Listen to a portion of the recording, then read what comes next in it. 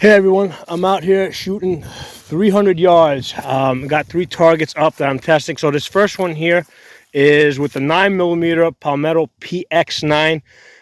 So this is at the 300 yards. I got an 8x scope on it. It's second focal plane scope. Initially, I dialed it back to 7x to get a little elevation. That was this shot here, but most of the shots went over. So then I went to full magnification at 8x.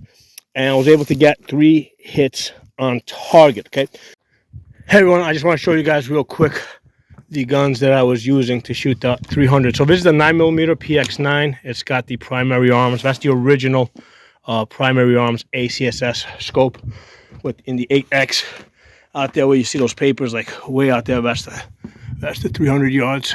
I gotta try to zoom you guys in. There you go, that's the 300 yards. You see the papers all the way over there. Hey everyone, I shot the 9mm AR again at 300 yards. Okay, so I shot it earlier and I got 3 out of 6. 1, 2, 3. And then I shot it again now, and again I got 1, 2, 3. The new holes over there. 3 out of 6. So that's in the Palmetto PX9. Yeah, that the holdovers on that primary arms ACSS scope, I mean, it's making these shots possible, because there's no other way you can make 9mm shots at 300 yards. So the holdover that I'm using is what would normally be the 800 yard mark if I was using a 5.56. Okay, but because this is 9mm going slower, I'm using that at 300 yards. Now, initially, I thought that I might have to dial it back a little bit, because if you dial back from 8 magnification to 7, you actually get more distance, right? Because it gets a little bit smaller. So the first time I shot it, I had it at 7 magnification using the 800 yard mark, and I was high. I mean, I got 1 hit over here, right, that I've marked 7x, but most of the shots went high. So then I went to full magnification, which basically made the effectively dropped the reticle.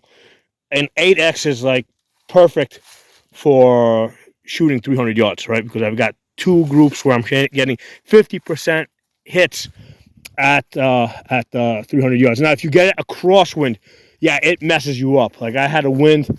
One group I didn't get anything.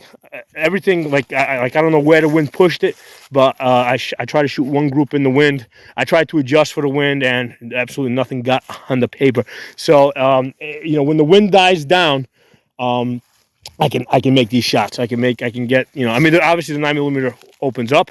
Like some of the shots might have gone around it, but you can get 50% hits with this ACSS reticle with the 9mm at 300 yards. Okay, these are the other groups I shot here. This was also with the again, primary arms. That was the M8 Raptor.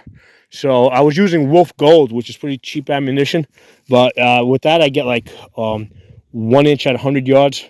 So this was at the 400 yards. I anchored the 350 over here. It hit a little bit high because I got 3 out of 6 on the paper. Actually, 4 out of 6 on the paper, and then 1 went over. But then I went out to 500 with the Wolf Gold, and that was nice because out of 6 shots, I got a 5-shot group with a 9-inch cluster right here, and then 1 I pulled high. Now I'm shooting off of a bipod, right? So when the gun's mounted on a bipod, it's not like it's mounted on it's not the same like it's bagged.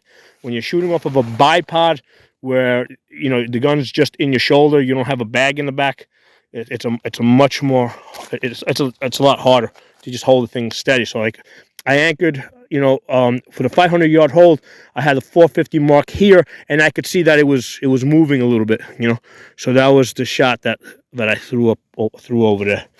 But anyway, on this video I just wanted to focus on this 9mm. I mean, I think 9mm is doing great at 300 yards.